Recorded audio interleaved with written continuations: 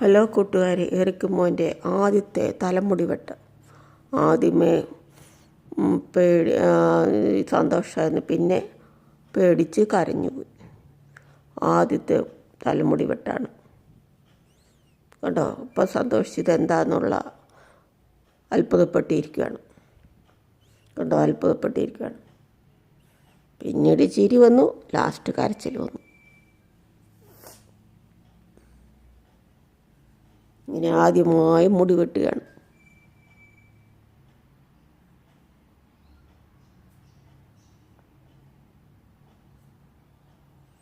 എല്ലാം നോക്കിക്കാണും, ഇത് എന്താന്ന് ഓർത്ത്.